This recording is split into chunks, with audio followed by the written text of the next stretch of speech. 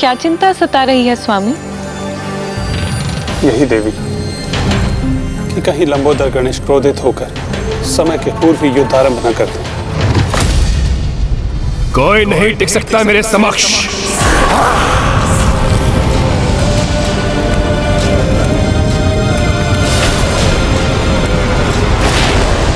मैं करूंगी नागों की रक्षा। मुझ तक पहुंचने के लिए इसे मेरा सामना करना होगा।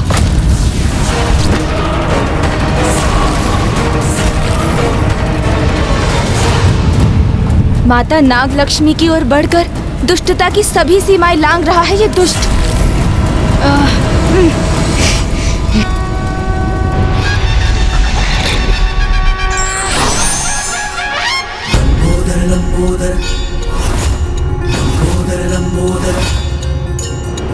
किसी भी अवस्था में लंबोदर गणेश को समय से पूर्व युद्ध आरंभ नहीं करना चाहिए।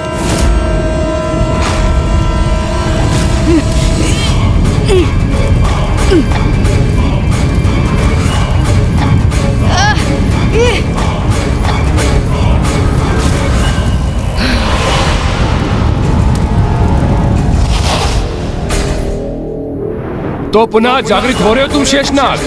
उचित है, चलो इस बार मेरे इस वार का सामना करो।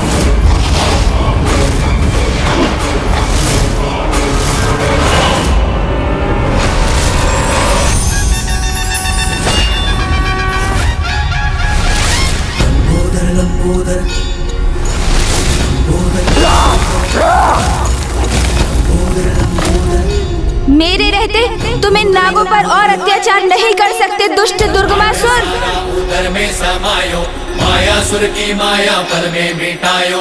सृष्टि पे संकट है जब कोई आयो, महिमा से अपनी प्रभु ने बचायो। लंबोदर लंबोदर लंबोदर लंबोदर की विघ्न हरता बुद्धि विधाता, जय जय गजानन लंबोदर लंबोदर लंबोदर लंबोदर। अरे वाह, तो तुम्हारे लंबोदर का यह भी लाभ है। लंबोदर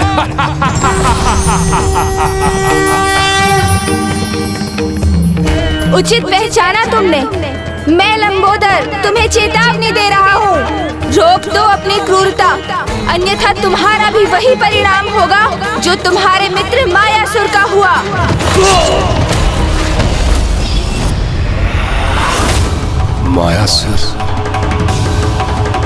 मायासुर का वध हो गया। मेरी सहायता करते करते वीर गति को प्राप्त हो गया मेरा मित्र मायासुर। किंतु कोई बात नहीं, उसका बलिदान सफल हुआ। उसकी सहायता से तो मेरा अनुष्ठान पूर्ण हुआ है। किंतु किसने किया उसका वध? यदि मैं किसी प्रकार इस दुष्ट का ध्यान यहाँ से बटाने में सफल हो जाऊं, तो ये नागों को क्षति नहीं पहुँचाएगा। शीघ्र बताओ मुझे किसने किया उसका वध मेरे मित्र मायासुर का? देवी आदि शक्ति के आदेश पर। देवी आदि शक्ति के आदेश पर।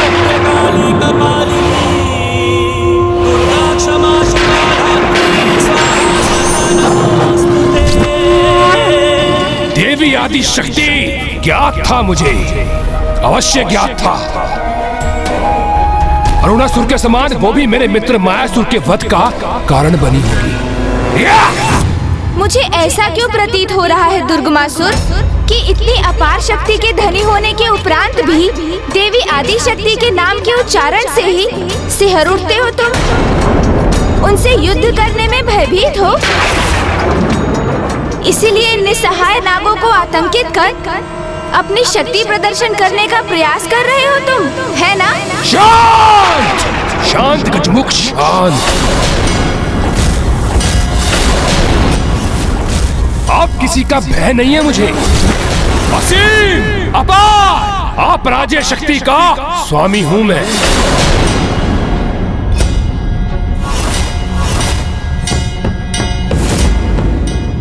इस गजमुख को पहले भी देखा है मैंने।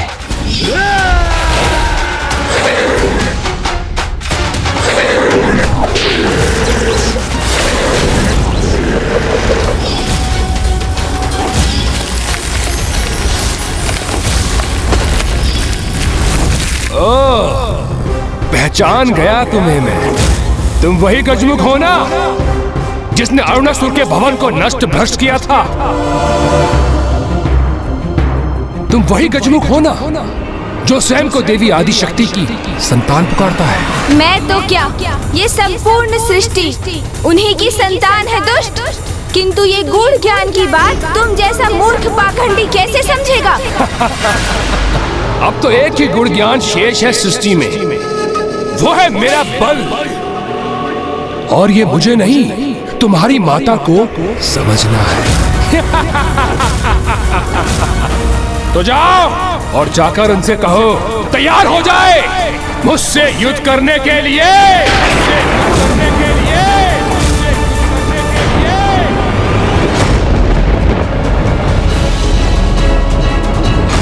अब दुर्गमासुर युद्ध के लिए तत्पर और अब उसमें तनिक भी विलंब नहीं करेगा वो।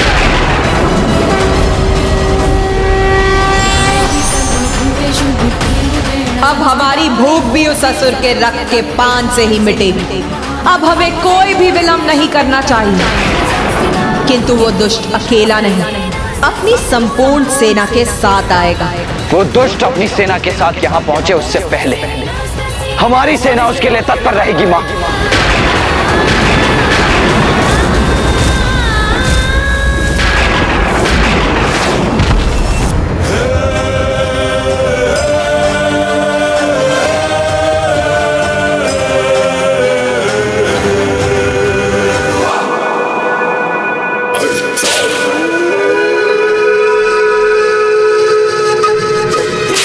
जागो, जागो मेरे असुरों, यथाशीघ्र मेरे समक्ष प्रस्तुत हो।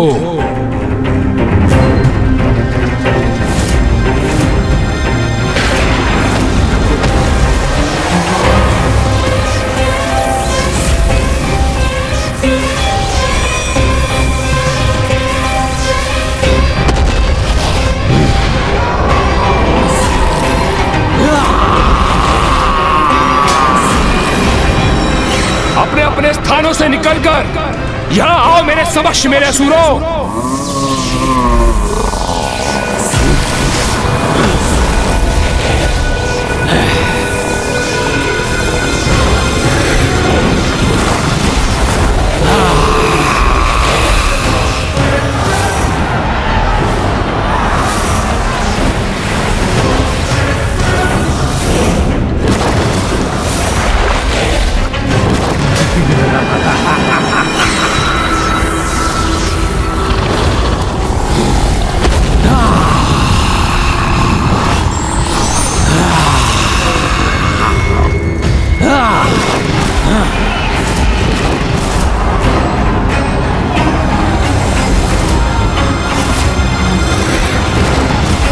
मेरा आदेश सुनो मेरे असुरों, यहाँ आओ और नतमस्तक हो जाओ असुर सम्राट दुर्गमासुर के समक्ष।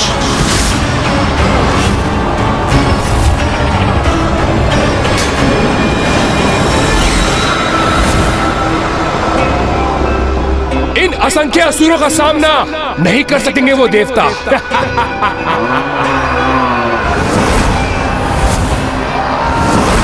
महाराज दुर्गमासुर की जय! महाराज दुर्गमासुर की जय! अब वो देवी आदि शक्ति और उसके देवता मेरे इस असुर सेना के समक्ष आने के विचार से ही आतंकित हो उठेंगे।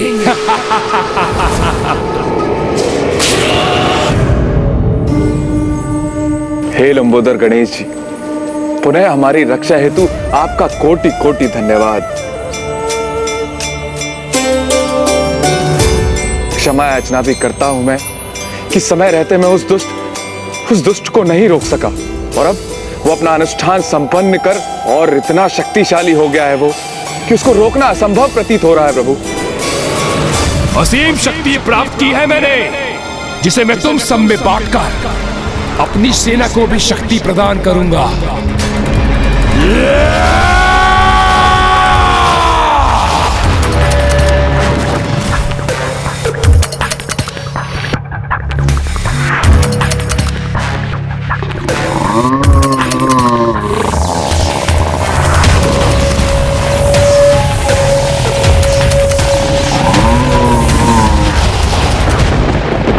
रात्रि का अंधकार कितना भी गहन और स्याह क्यों ना हो जाए, भोर के उजाले की प्रथम किरण से ही मिट जाता है। उसी प्रकार दुष्टता की शक्ति कितनी भी क्यों ना बढ़ जाए, उसे भी धर्म की शक्ति के समक्ष झुकना ही होता है। आप तनिक भी चिंता मत कीजिए शेषनाग जी, देवी नागलक्ष्मी जी।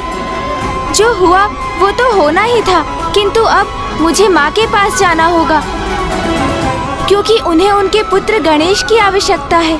उन्हें इसकी विशाल सेना के प्रति सचेत करना मेरा कर्तव्य है, इसलिए अब मेरा प्रस्थान अनिवार्य है।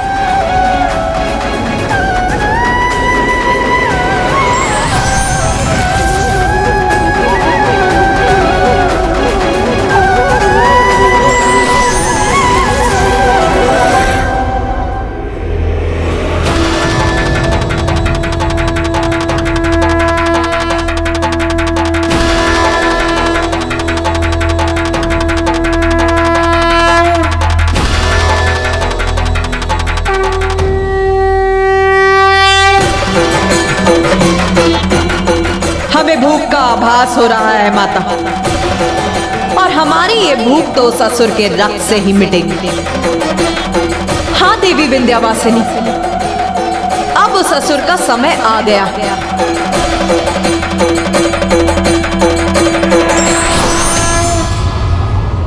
प्रणाम माँ। तुमने बहुत कुशलता से उन नागों की रक्षा की है पुत्र गणेश। किंतु माँ वो दुष्ट दुर्गमासुर। वो दुष्ट अपनी पापियों की सेना लेकर आ रहा है ना, तो आने दो उसे।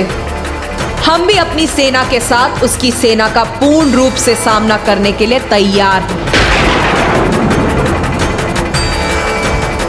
पुत्र कार्तिकेय, देश सेनापति होने के नाते हमारी ओर से इस युद्ध में हमारी सेना का संचालन तुम करोगे। तो असुरों, बताओ मुझे, तुम में से कौन इतना शक्तिशाली है जो इस महायुद्ध में मेरा सेनापति बनने के योग्य है? मैं बनूंगा, मैं बनूंगा, मैं बनूंगा, मैं बनूंगा, मैं बनूंगा, मैं बनूंगा, मैं बनूंगा, मैं बनूंगा, मैं बनूंगा, मैं बनूंगा, मैं बनूंगा, मैं बनूंगा, मैं बनूंगा, मैं बनूंगा, मैं बनूंगा, मैं बनूंगा। बस बंद करो अपनी मैं की पुकार। जिसमें साहस है, जो मेरा सेनापति बनने योग्य है, वो मेरे समक्ष आए।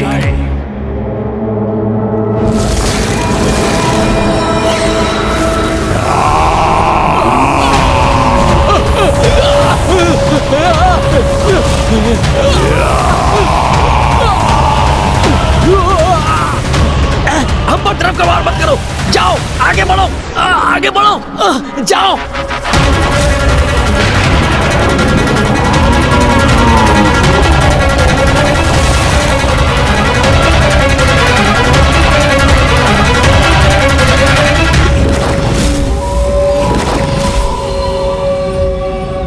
दुमुखासुर हूं मैं, दुमुखासुर।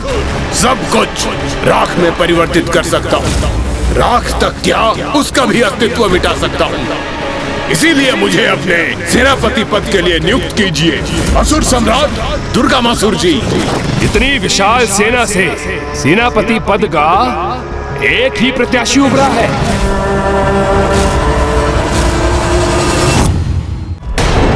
मैं भी प्रस्तुत हूँ असुर सम्राट।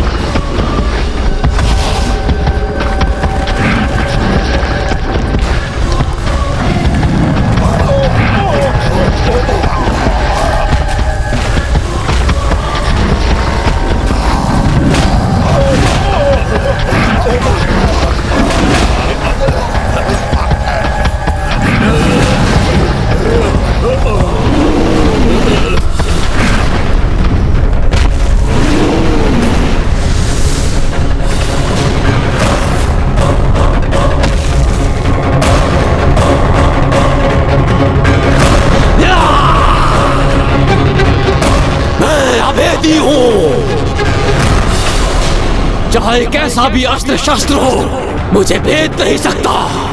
अपनी योग्यता पर मुझे पूर्णतः विश्वास है, इसलिए आपसे अनुरोध है कि मुझे ही अपना सेनापति चुने।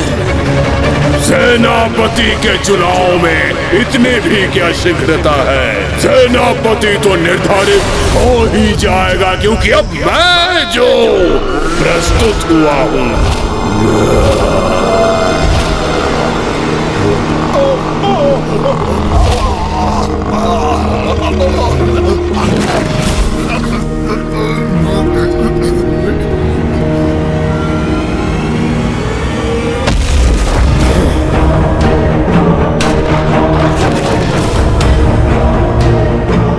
प्रणाम असुरराज, महाविश्चल बुद्धि हूँ, असुर सम्राट, आपका सेनापति। मेरे छल से कोई निकल नहीं पाता और मेरे विष से कोई बच नहीं पाता। छलिया भी हो और विषैले भी, भाई तुम्हारी काट तो किसी सेना के पास नहीं होगी। हमें अति शीघ्र उस असुर पर आक्रमण कर उसकी कथा समाप्त करनी चाहिए माता। नहीं, अभी हमारा आक्रमण उचित नहीं होगा। किंतु क्यों माता? हम तो युद्ध के लिए पूर्णतः तैयार हैं।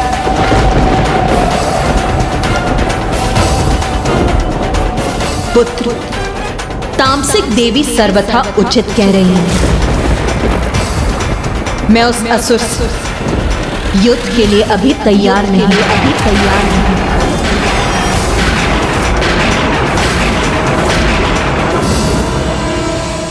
काट तो मेरी भी नहीं है किसी के पास।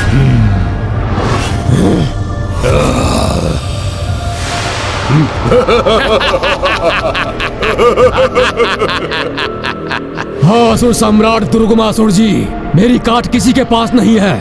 मैं इस सभी को काट डालता हूँ। अपने शरीर को देखा है तुमने?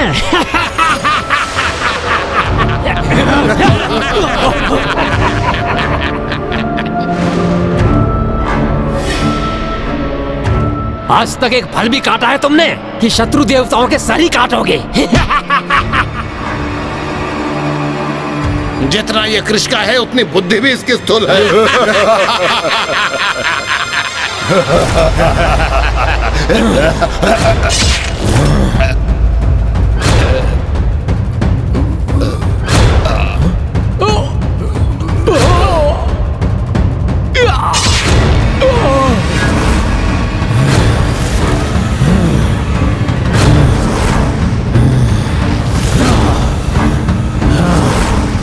प्रणाम असुर सम्राट, किसी को भी विभक्त कर सकता हूँ, इस अभेदी को भी।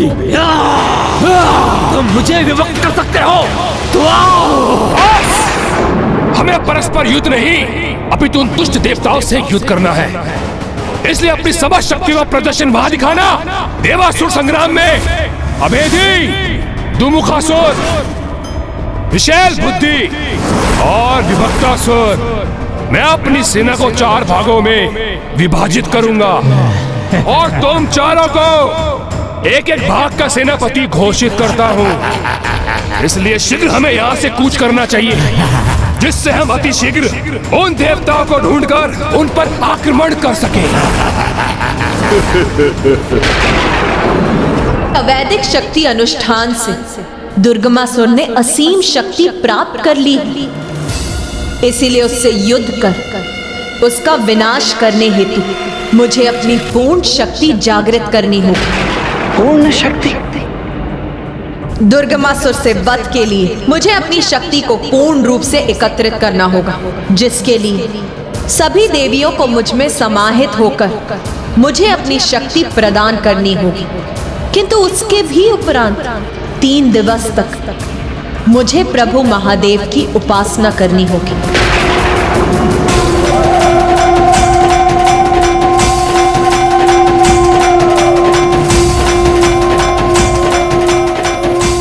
मैं शक्ति हूँ और शिव मेरे पुरुष पक्ष। एक दूसरे से विहीन रहकर हम दोनों ही अधूरे। अवैदिक अनुष्ठान से प्राप्त शक्ति को साथ लेकर आने वाले असुर से निपटने के लिए मुझे वैदिक अनुष्ठान करना होगा जिससे शिव की पूर्ण शक्ति शिवा को प्राप्त हो और वो पूर्णता प्राप्त करे। और मेरा वैदिक अनुष्ठान पूर्ण होने तक मेरा अस्त्र शस्त्र धारण करना वर्जित। मैं विश्वास दिलाता हूं माता कि इन 3 दिनों में आपको अस्त्र शस्त्र धारण करने की कोई आवश्यकता नहीं होगी। मैं उचित कह रहा हूं ना भ्राता?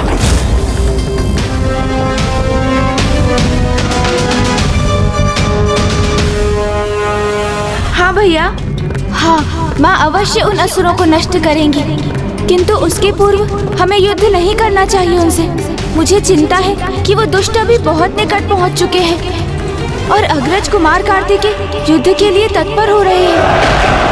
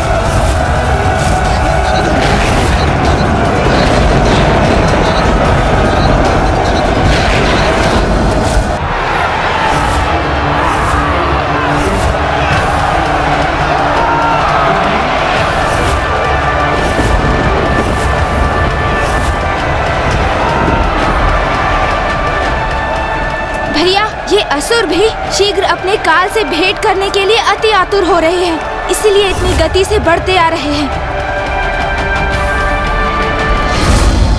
यदि मैंने अभी युद्ध आरंभ किया तो युद्ध अनंत काल तक चलता रहेगा। नहीं माता, ये पूजा आराधना आपके लिए अत्यंत ही आवश्यक है, जिससे शेष देवियों की शक्तियां भी आपको प्राप्त होंगी और आप उस दुष्ट दुर्गमासुर का वध करने में सफल हो सकेंगी। माता, आप अपनी आराधना आरंभ कीजिए। इन आगामी 3 दिवसों में मैं इस असुर का सामना करूंगा।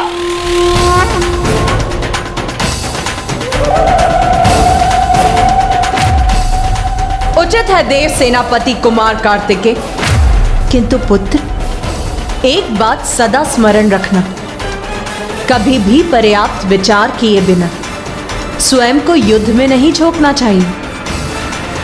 पूर्ण सोच विचार के उपरांत उचित योजना के साथ ही युद्ध करने से युद्ध में सफलता प्राप्त होती है। माता, आप तनिक भी चिंता मत कीजिए। अगले 3 दिवसों में हम सभी अपनी सम्मिलित शक्ति से दुर्गमासुर को रोक कर ही रहेंगे।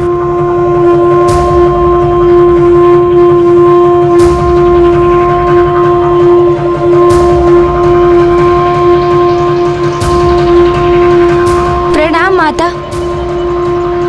विजयी भव, विजयी भव, विजयी भव।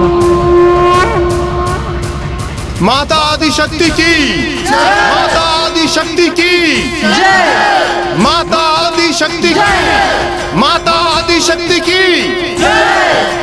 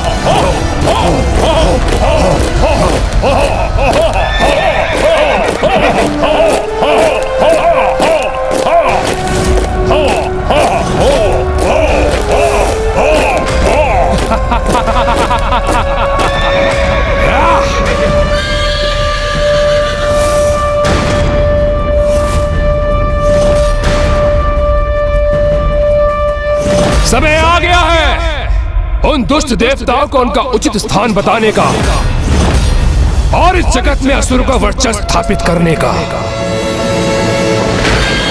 प्रतिशोध महिषासुर के वध का। प्रतिशोध शुंभ निशुंभ के निर्मम वध का।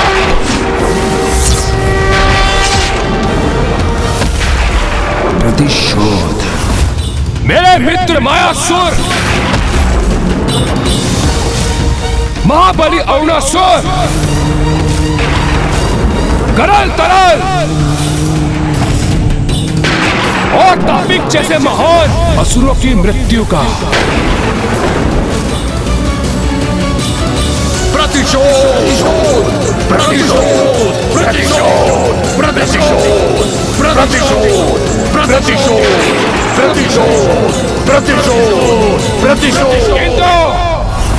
उनसे भी अधिक मेरे पिता महान योद्धा असुर रुरु के वध का। प्रतिशोध लेने का समय आ गया है। प्रतिशोध प्रतिशोध प्रतिशोध प्रतिशोध प्रतिशोध। इसे देखकर ही विचार जागृत हो रहा है मेरे मन में कि अभी इसी क्षण नष्ट कर दूं इस संपूर्ण सेना को। भैया आवेशित होकर कहीं ऐसा युद्ध न आरंभ कर दें जिससे हमारी सेना को अधिक क्षति पहुंचे। जो भी हमें करना है वो पर्याप्त सोच विचार के उपरांत ही करना है। अब किसी सोच विचार की आवश्यकता नहीं है। झोंक दो स्वयं को युद्ध में। यदि कोई हमारे मार्ग में आए तो बंदी बना लो उन देवताओं को और फिर देवी आदिशक्ति का वध करने के उपरांत हमारा प्रतिशोध पूर्ण होगा और इस जगत में हम असुरों के निर्बाध शासन का स्वप्न भी वास्तविकता में परिवर्तित होगा। यह अनुचित प्रकार से शक्ति प्राप्त करके आया है ना, तो हम भी इसे उचित और अनुचित के मध्य का पाठ सिखा ही देंगे कि धर्म की शक्ति ही सर्वोपरि है और कोई भी असुर चाहे कितना ही शक्तिशाली क्यों ना हो जाए, किंतु धर्म युद्ध में हमसे उसकी पराजय होना ही उसकी नियति है। हर हर महादेव, महादेव, हर हर महादेव, हर हर महादेव।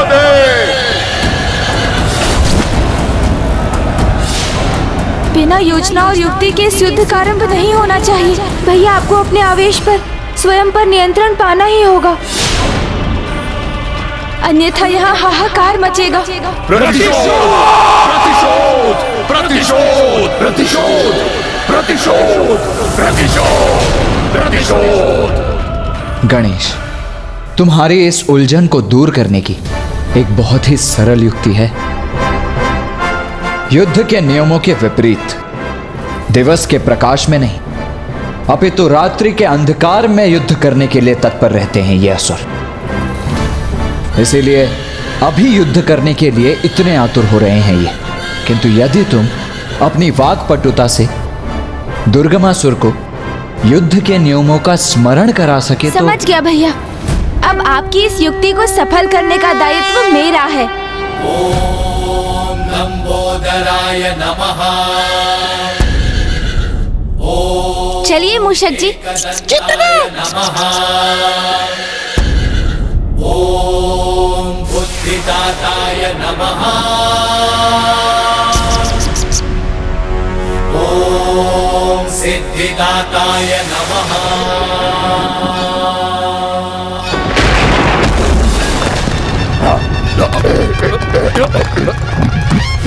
में संकट है जब कोई आयो, महिमा से अपनी प्रभु ने बचायो। लंबोदर लंबोदर लंबोदर लंबोदर। तो तुम पुनः प्रकट हो गए दुष्ट गजमुख, किंतु इस बार मुझसे बचकर भाग नहीं सकोगे तुम।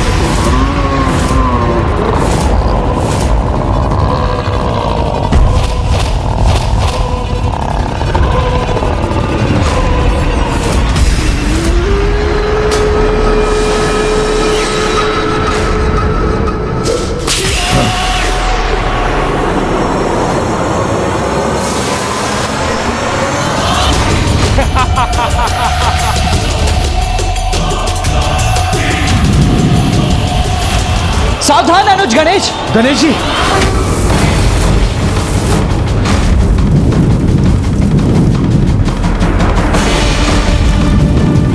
इन दुष्ट असुरों का तनिक पे विश्वास नहीं किया जा सकता।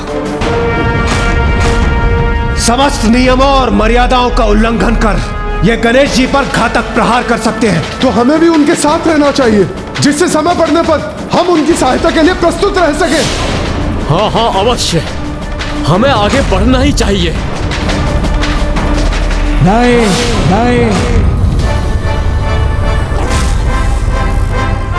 नहीं देवराज, हमारे हस्तक्षेप का समय नहीं आया है अभी। सदा स्मरण रखिए, युद्ध में विजय प्राप्ति के 3 आधार स्तंभ होते हैं। प्रथम, उचित रणनीति। द्वितीय, उचित योद्धा। और तृतीय, उचित समय पर आक्रमण करना। इसीलिए इस समय गणेश पर अपना विश्वास रख हमारा शांत रहना ही उचित होगा।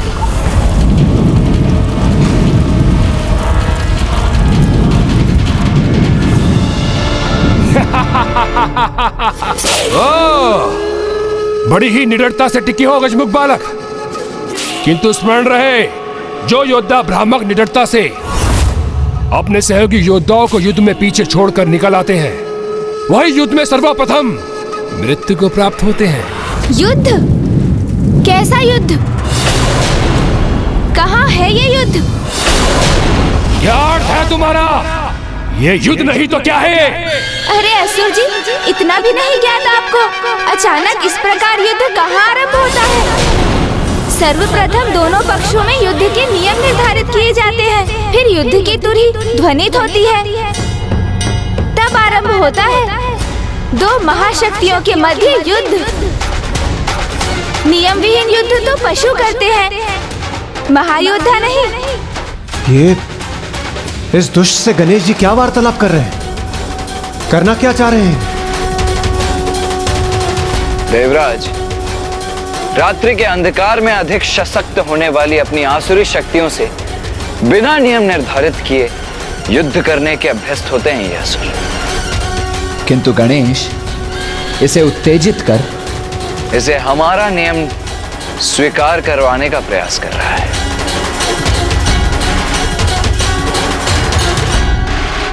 असुर जी, यदि वास्तव में आप अपराजय हैं, अत्यंत शक्तिशाली हैं, परम साहसी हैं, तो नियम निर्धारित कीजिए, फिर एक महायोद्धा के समान युद्ध कीजिए मुझसे, तभी तो होगा युद्ध।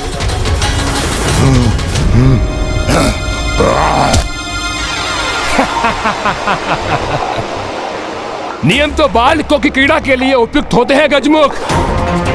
युद्ध का तो एक ही नियम होता है, विजय। विजय प्राप्ति करना। आपका ये कथन तो एक ही बात प्रमाणित कर रहा है असुर जी। क्या प्रमाणित कर रहा है मेरा कथन? यही कि आप साहस का प्रदर्शन अवश्य कर रहे हैं, किंतु भीतर ही भीतर अत्यंत भयभीत हैं आप कि कहीं नियमानुसार युद्ध करने पर आपकी पराजय ना हो जाए। न भय न पराजय, दुर्गमासुर के साथ इन दोनों की कोई संभावना नहीं। तो फिर युद्ध के नियमों को स्वीकार करने में इतना संकोच क्यों असुर जी? नहीं नहीं, भयभीत तो आप अवश्य हैं, है ना? सर्वशक्तिशाली हूँ मैं, अजय हूँ मैं, ना पराजय का डर, ना किसी नियम का। तो कहो, युद्ध के क्या नियम है तुम्हारे? तुम्हारे नियमों के अनुसार तुम्हें धूल धूसरित करेगा अजय दुर्गमासुर। कहो, शीघ्र कहो, क्या नियम है तुम्हारे? इस युद्ध के लिए तो एक ही नियम पर्याप्त है। हमारा युद्ध सूर्योदय से सूर्यास्त तक ही होगा, जिसके उपरांत दोनों सेनाएं अपने अपने शिविर में लौटकर विश्राम करेंगी, ताकि आगामी दिवस के युद्ध के लिए तत्पर हो सकें। स्वीकार है मुझे।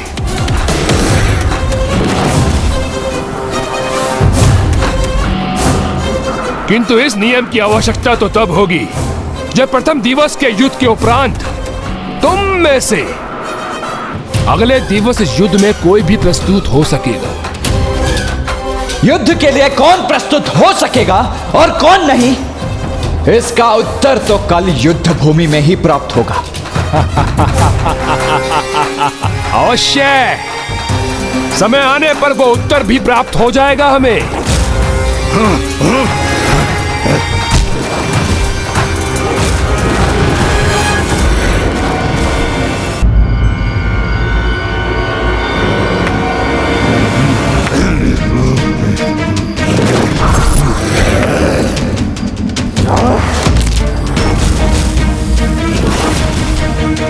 असुर सम्राट, उसके वाक्य चातुरी में उलझकर शत्रु का नियम स्वीकार कर लिया आपने। हाँ असुर सम्राट, असुर हैं हम, असुर। हम आज तक किसी नियम में नहीं बंधे, तो आज क्यों बंधे? हाँ असुर सम्राट, सर्वथा अनुचित ही था ये आपका उसके छल में उलझना।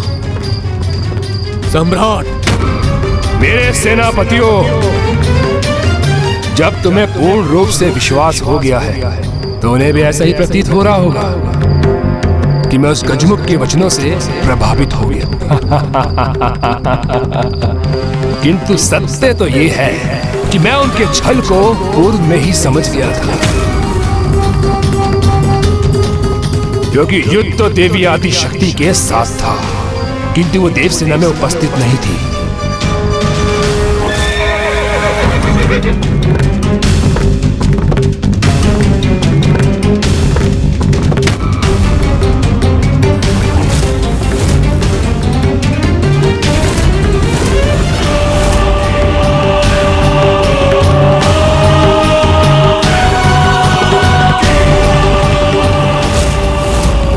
वो यहाँ नहीं है तो फिर कहाँ है वो?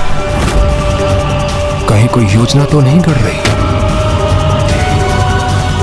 इसलिए भोर तक का समय प्राप्त करने के लिए मैंने उसका नियम स्वीकार किया, जिससे मैं ज्ञात कर सकूं कहाँ है वो, क्या कर रही होगी।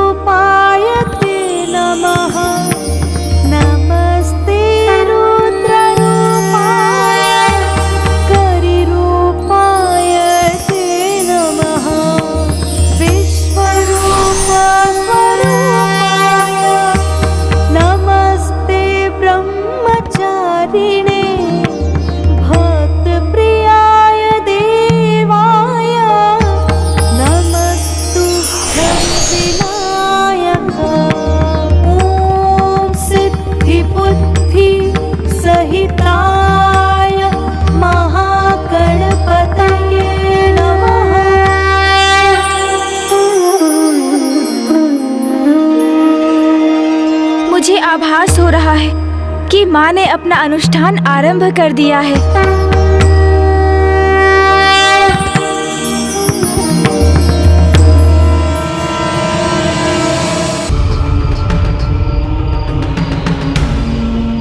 प्रथम पूज्य गणेश जी, देव सेनापति कुमार कार्तिकेय, अब हमें भी अपनी रणनीति निर्धारित कर लेनी चाहिए। यह तो बहुत अच्छा हुआ कि दुर्गमासुर आपके वचनों में उलझ गया और उसने हमारी दिन में युद्ध करने की अवस्था को स्वीकार कर लिया, जिससे हमें अपनी रणनीति स्थिर करने का समय भी प्राप्त हो गया। दुर्गमासुर मेरे वचनों में नहीं उलझा देवराजेंद्र,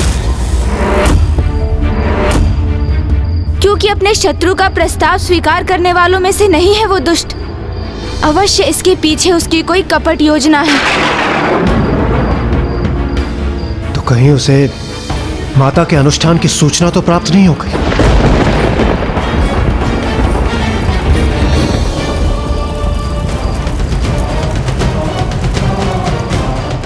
कहीं उसे यह तो ज्ञात नहीं हो गया कि माता का अनुष्ठान पूर्ण होने तक अगले 3 दिवस माता अपने अस्त्र शस्त्र धारण नहीं कर पाएंगी।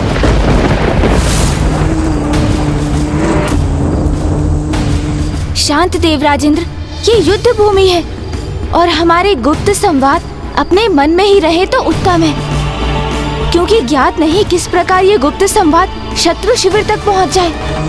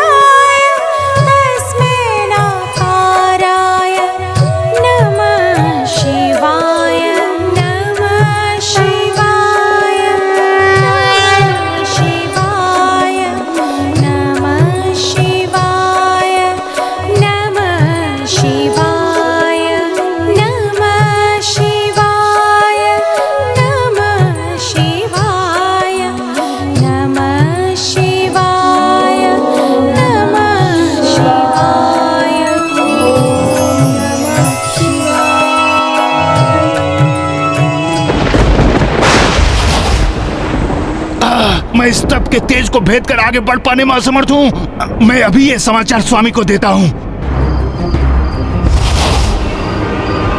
असुर सम्राट दुर्गामासुर को विनाश लोचन का प्रणाम। प्रणाम नहीं, सोचना चाहिए मुझे। शीघ्र बताओ मुझे, जो भेद ज्ञात करने के लिए मैंने तुम्हें तुम्हारे भ्राता नाश लोचन को भेजा था, क्या तुम उसे प्राप्त करने में सफल हुए? हाँ असुर सम्राट, समाचार उत्तम है और आपकी परम शत्रु देवी आदिशक्ति किसी अनुष्ठान में व्यस्त है और आपको यह जानकर अति प्रसन्नता होगी कि आगामी 3 दिवसों तक वो किसी भी अस्त्र शस्त्र को धारण नहीं करेंगी।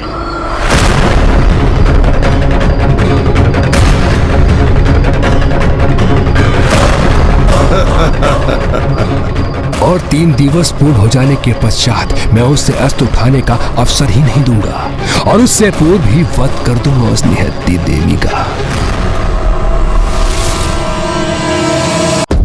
आपकी परम शत्रु देवी आदिशक्ति किसी अनुष्ठान में व्यस्त हैं और आपकी आगामी 3 दिवसों तक वो किसी भी अस्त्र शस्त्र को धारण नहीं करेंगी। किंतु महाराज, ये कोई साधारण अनुष्ठान नहीं, महा अनुष्ठान है।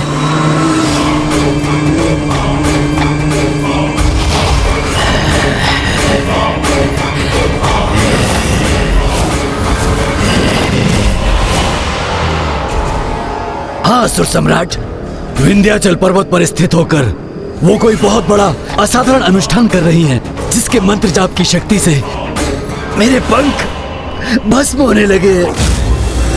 चिंता मत करो लोचनसुर, अवश्य वो अपने अनुष्ठान से मेरे समान शक्ति प्राप्त करने का प्रयास कर रही होगी, किंतु मैं उस देवी के अनुष्ठान को पूर्ण ही नहीं होने दूंगा।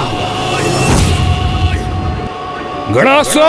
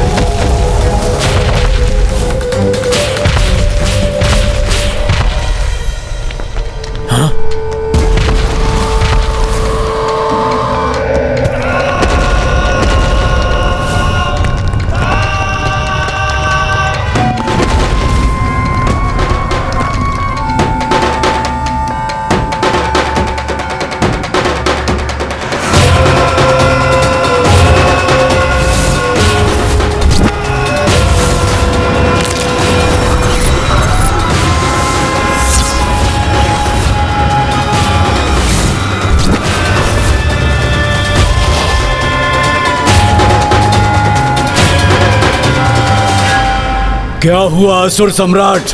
अब क्यों स्मरण किया आपने मेरा? क्योंकि मेरी तुलना में अक्षम असुरों को सेनापति नियुक्त कर रहे थे आप, तब तो आपके मुख पर गणासुर का नाम नहीं आया। तो अब क्यों बुलाया है मुझे यहाँ? क्योंकि मेरे सेनापति बनने से भी अधिक महत्वपूर्ण दायित्व सौंपना है तुम्हें। कहो, मेरे आदेश का पालन करने के लिए तैयार हो तुम?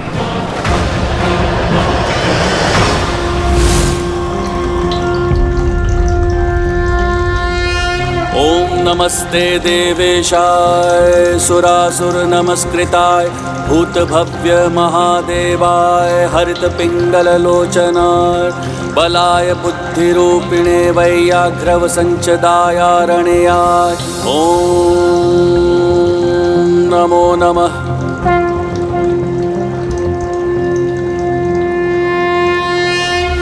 हमें शीघ्र ही अपनी रणनीति तैयार कर लेनी चाहिए, क्योंकि शीघ्र ही सूर्यदेव के प्रकट होते ही युद्ध का शंखनाद गूंज उठेगा।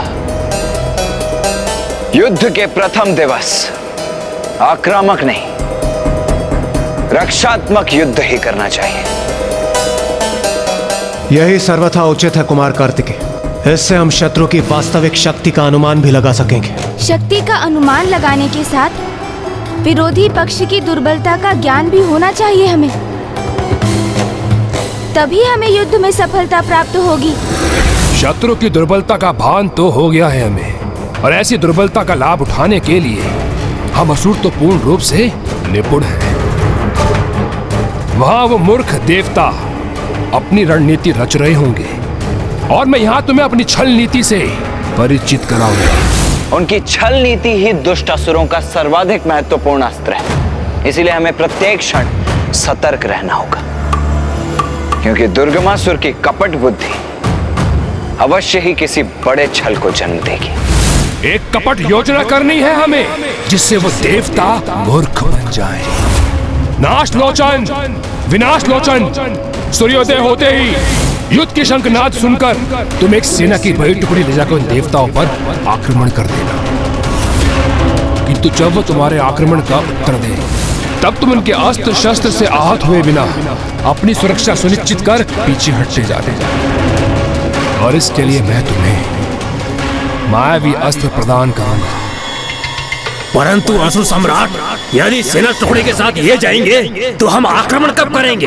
तब जब देवता इनकी सेना का पीछा करते करते विंध्याचल पर्वत से बहुत दूर चले जाएंगे, तब नाश लोचन, विनाश लोचन, तुम अपनी विनाशकारी ऊर्जा को आकाश में प्रभावित कर संकेत देना। और संकेत प्राप्त करते ही तुम चारों विभक्तासुर, विच्छल बुद्धि, दुमुखासुर और अभेदी उन देवताओं को चारों ओर से घेर लेना।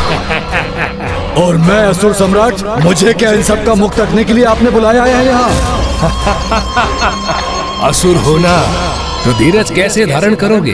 किंतु स्मरण रखो, जो तुम्हें कार्य करना है उसका मार्ग ये चारों तैयार करेंगे।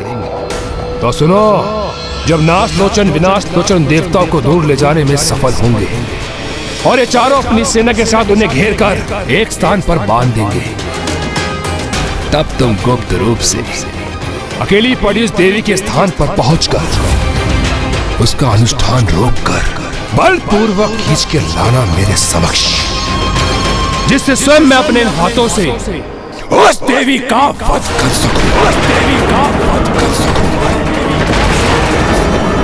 अवश्य असुर सम्राट, मैं समझ गया।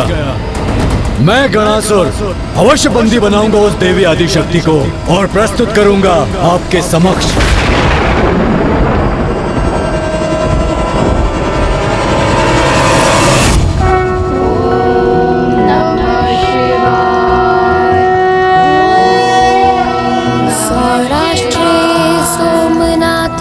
श्रीशैले मल्लिकार्जुनम् उज्जैन्यां महाकालमोंकारं परमेश्वरं केदारं हिमवत् पृष्ठे। ये कलश में जल समाप्त क्यों नहीं हो रहा है?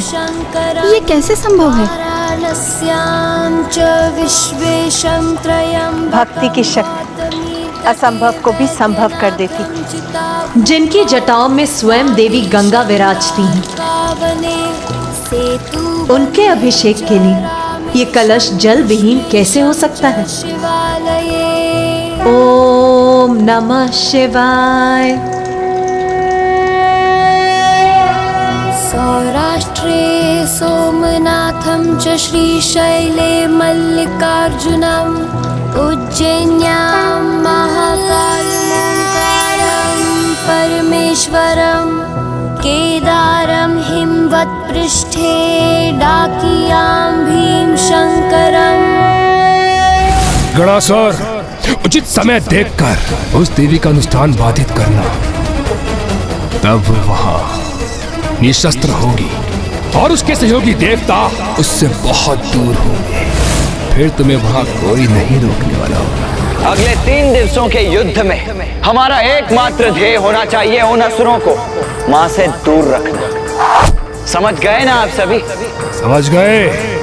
जी देव सेनापति कुमार कार्तिक, हम समझ गए। उचित है असुर सम्राट दुर्गमासुर जी, आपकी योजना हम भली भांति समझ गए। तो फिर होने दो युद्ध का उद्घोष सूर्योदय के साथ ही।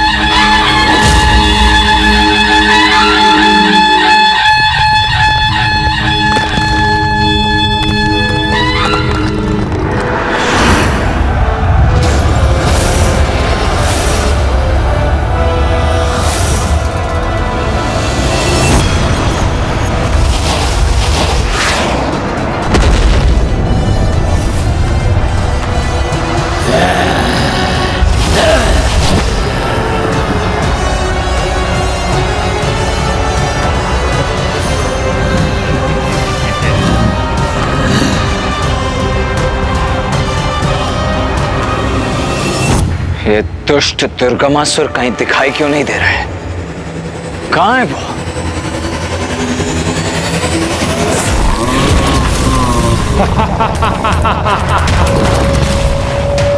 देवताओं, आज के इस प्रथम दिवस युद्ध में तुमको मेरे योद्धाओं से युद्ध करना होगा, जिससे मैं देख सकूं तुम में मुझसे युद्ध करने की योग्यता है भी या नहीं। रुकिए भैया,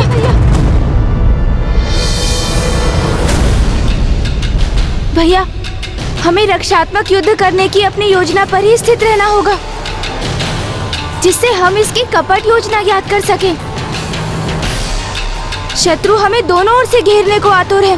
हमें भी अपनी सेना को 2 भागों में विभक्त कर लेना चाहिए। भैया आप उस ओर बढ़िए, मैं इस ओर बढ़ता हूँ।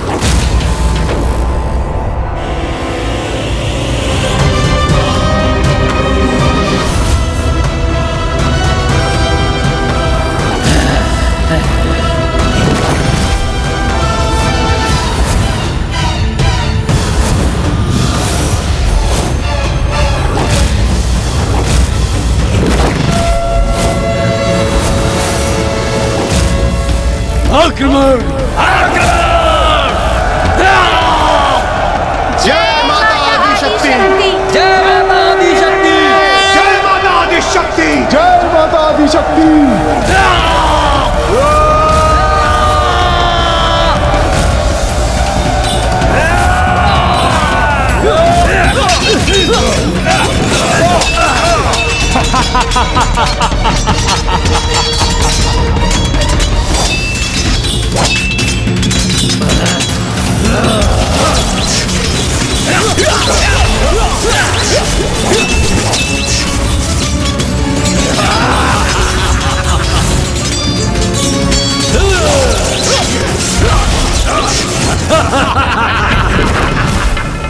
इंद्रदेव, आप अन्य देवताओं के साथ मिलकर इन असुरों को पीछे जाने पर बाध्य कीजिए।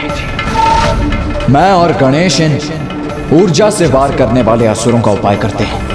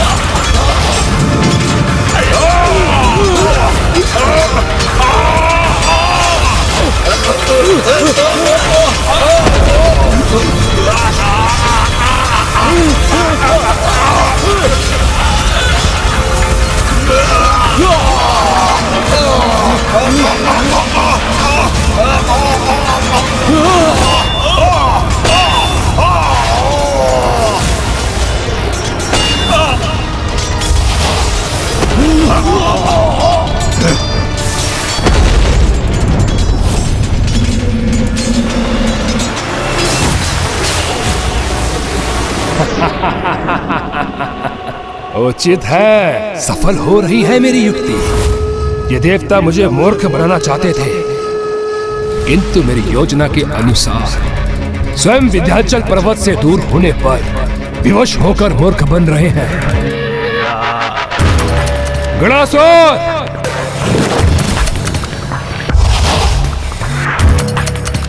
गणासुर, अब उचित समय है, आगे बढ़ो।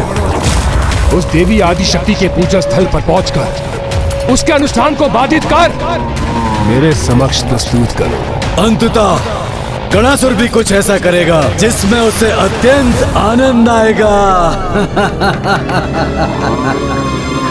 देवी आदि शक्ति, तैयार हो जाओ गणासुर के आगमन के लिए।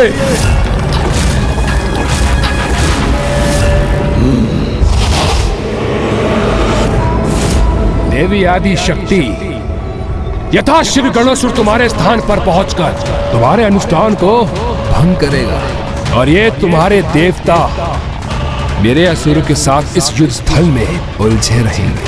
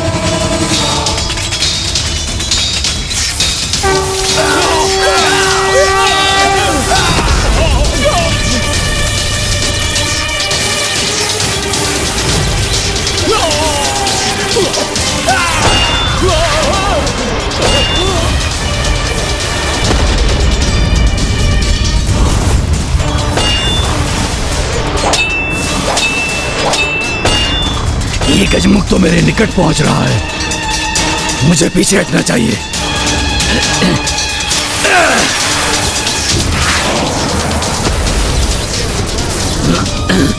दुष्ट असुर, अब मैं तुम्हारी इस ऊर्जा से और विनाश नहीं करने दूंगा।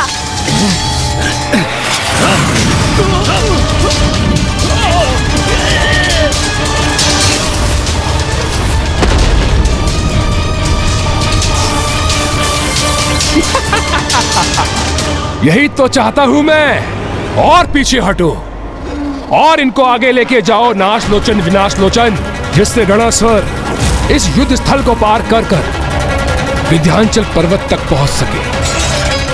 अब यही उचित समय है, मुझे यहाँ से निकल जाना चाहिए।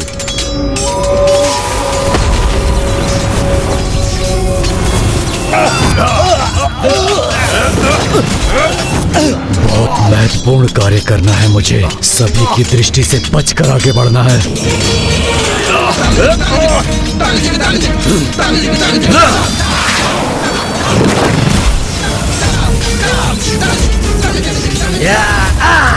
इस दुष्ट ने तो और प्रबल ऊर्जा का संचार कर दिया, किंतु उसे भी थाम दूंगा मैं।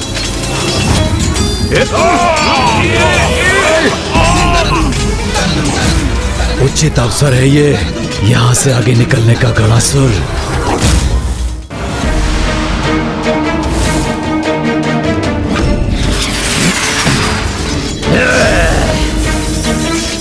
सभी देवताओं को छकाकर मैं उनकी दृष्टि से दूर यहाँ तक तो पहुँच गया। अब किसी प्रकार इस गजमुख बालक को भी छकाकर निकल जाऊं तो फिर कोई नहीं रोक पाएगा मुझे।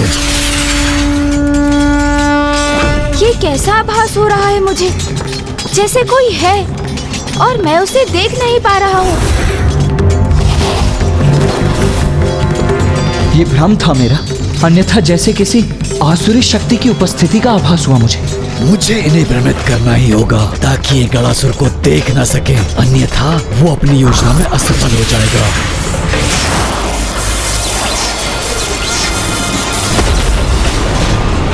अभी भी समझ नहीं सके असुर। तुम्हारी ये ऊर्जा मुझे कोई क्षति नहीं पहुंचा सकती। अभी तो इससे तुम्हें ही आहत करूंगा मैं।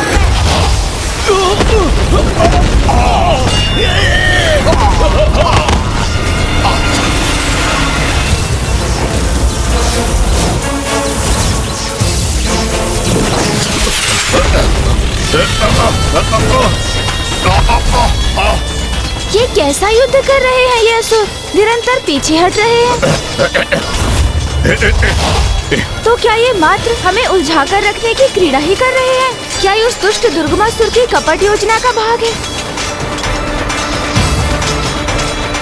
अपने महाबली योद्धाओं को क्यों नहीं भेजा उसने रणभूमि में? और जिन्हें भेजा भी है वो अपनी संपूर्ण शक्ति से युद्ध क्यों नहीं कर रहे हैं? और ये दुष्ट उस दिशा में क्यों देख रहा है?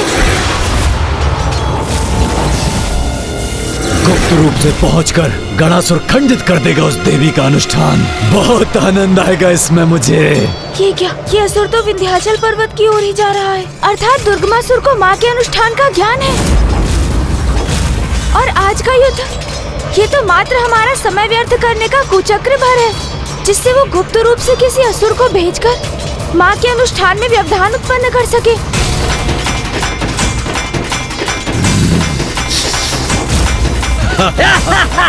मात्र 2 महाबली असुर क्यों हैं यहाँ? अन्य सभी कहाँ हैं? और दुर्गमासुर स्वयं युद्ध क्यों नहीं कर रहा है? क्या छल है इसके पीछे? भैया, ये दुर्गमासुर का एक जाल है, जिसमें हमें उलझाकर दुर्गमासुर ने किसी असुर को माँ के अनुष्ठान में बाधा डालने के लिए भेजा है। और माँ ने तो प्रण लिया है कि इन दिवसों में वो अस्त्र शस्त्र कदापि धारण नहीं करेंगी।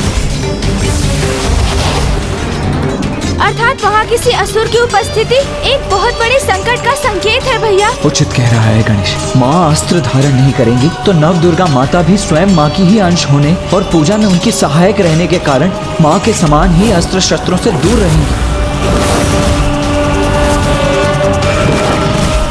ये कपट है इन दुष्ट असुरों का। इन दुष्टों से और अपेक्षा भी क्या की जा सकती थी? बहुत हुआ रक्षात्मक युद्ध, अब आक्रामक युद्ध करेंगे हम।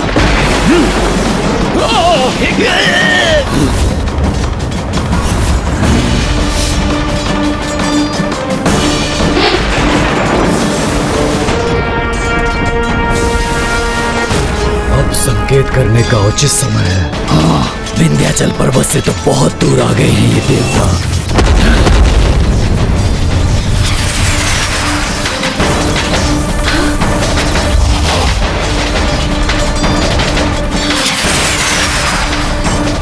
छल, बहुत बड़ा छल।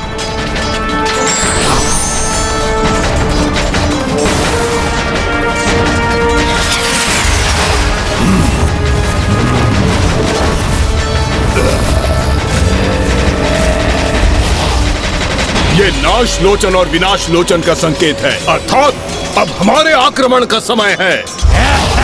असुरों, इन देवताओं को इस युद्ध में इतना उलझा दो कि कोई गणासुर को रोक ना पाए और माता की पूजा भंग करने में वो सफल हो जाए।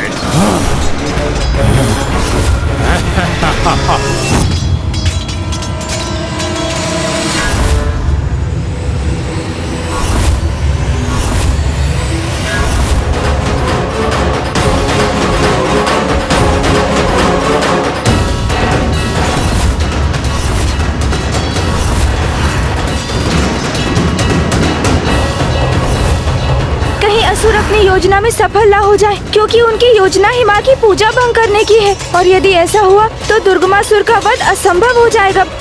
युद्ध में जब किसी का मनोबल टूटता है तो खड़ग और भाले भी स्वतः ही टूट जाते हैं। इसलिए एक योद्धा को अपने अस्त्रों की तुलना में अपने मनोबल को अधिक मजबूत करना चाहिए।